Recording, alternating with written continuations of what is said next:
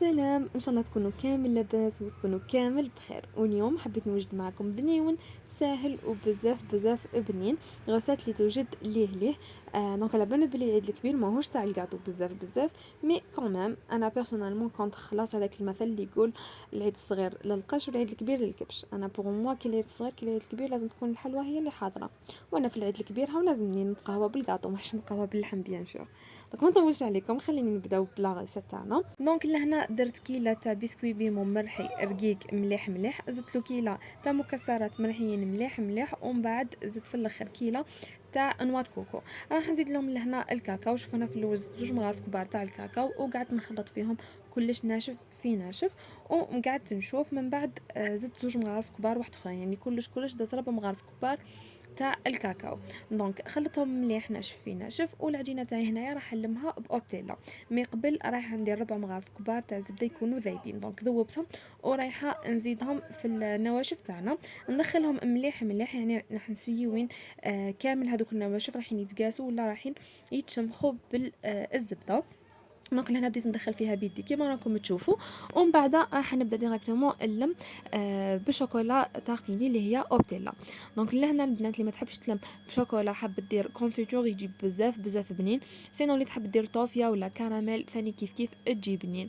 ميم سي حبيتو ديروا العسل راح يجيكم بنين، مي الا لميتو بالعسل كثروا الزبده، ما ديروش 4 مغارف، ديروا كثر باش دائما يبقى لكم البنيون تاعكم اطري. هذا هو اصلا سر الزبده في البنيون تاعنا دائما باش تبقى ناطريه. راكم شفتوني في الاول كي قسمتها كيفاش كانت الحبه طريه. دونك هنايا لميتها شكلتها على شكل عجين، راكم تشوفوا كي كنت ندير فيها بيدي كانت تبان طريه. دونك لهنا جيت شكلت حبه على حساب الكيسات اللي عندي، نفس هذيك الحبه راح نحطها في الميزان ونكمل نشكل باقي الحبات كامل على قدها. دونك راح نكمل العجينه كامل بنفس الطريقه. في الاخر راح يبقى لي غير الكلاصاج، يعني حاجه سهله و ميم طون بنينه بالبزاف، يعني حين نديروا حوايج ما يكلفوش بزاف. دونك على بالنا باللي العيد الكبير ومنا والمصروف والكبش وكذا واللحم، دونك راح نديروا حوايج سامبل و ميم طون يكونوا ملاح. دونك لهنا كملت كامل العجينه تاعي بنفس الطريقه. انا تاعي الوزن كما شفتوا كان 16 غرام.